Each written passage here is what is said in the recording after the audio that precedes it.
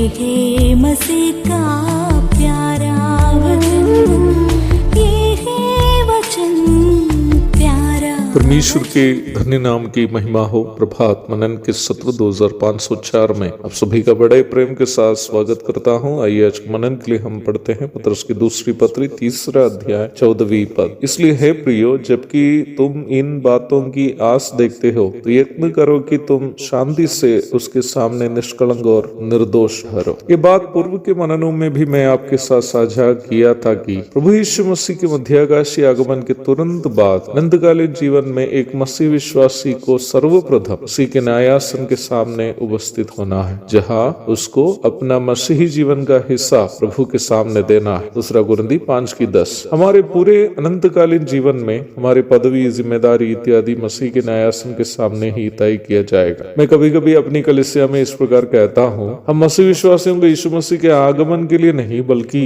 मसीह के न्यायासन के लिए अपने आप को तैयार करना है। वास्तव में उद्धार पाया हुआ एक मसीह विश्वासी को इस बात की चिंता करने की आवश्यकता नहीं है कि यीशु मसीह के आगमन के समय वह जाएगा कि नहीं, वह जाएगा ही।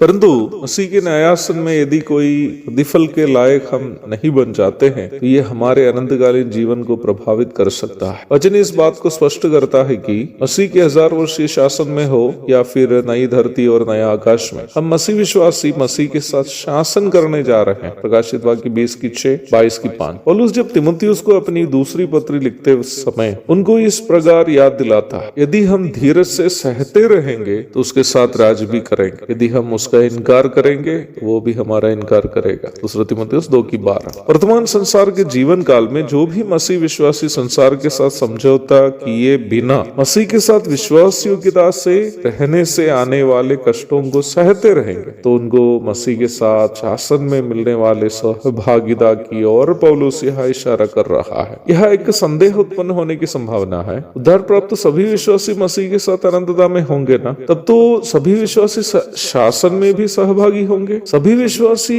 सभी पदवियों में बैठेंगे करके हम कभी नहीं अनुमान लगा सकते। कहने के लिए इंग्लैंड के शाही परिवार ही इंग्लैंड का शासन कर रहा है, अर्थात शाही परिवार के सभी सदस्य शासन करने वाला परिवार से संबंध रखते हैं, परंतु राजा, रानी इत्यादि पद सभी को नहीं मिलते हैं ना। वैसे ही उद्धार प्राप्त सभी विश्वासी यीशु मसीह के साथ शासन में सहभागी तो होंगे, परंतु पदवियों में रहने वाले केवल वही होंगे जिसको प्रभु विभिन्न पदवियों के लिए चुनता है। प्रारंभ में पढ़ी गई पद का महत्व यही पर पतरस कहता है कि इन बातों की, अर्थात नई धरती और आकाश की यदि हम आस देखते हैं तो हमें शांति से प्रभु के सामने निष्कलंक और निर्दोष ठहरना भी जरूरी है। निष्कलंक अथवा स्पॉटलेस शब्द एक ऐसा विवेक को सूचित करता है जो विश्वासी को प्रभु की उपस्थिति में हियाव के साथ खड़े रहने का आत्मविश्वास प्रदान करता है, क्योंकि ऐसा व्यक्ति के मन में अपने किए हुए गलती का बोझ नहीं होगा। यदि विश्वासी होते हुए हम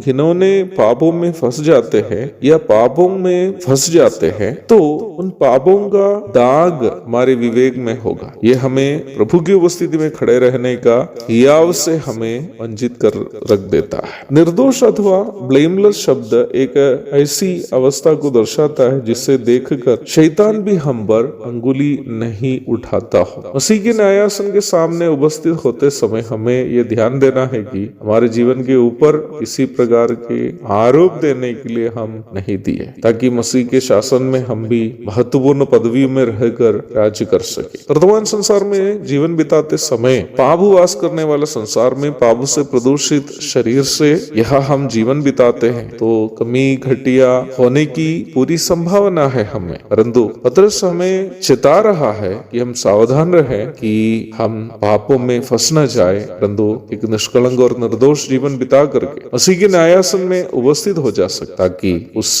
नई धरती और नए आकाश में प्रभु के संग हम भी पदवियों में रहते हुए शासन में सहभागी हो जा सके। एक और शुभ दिन की धन्य कामनाओं के साथ आज का मनन में यह समाप्त करता हूँ। प्रभु आप सबको आशीष दे। आमीन।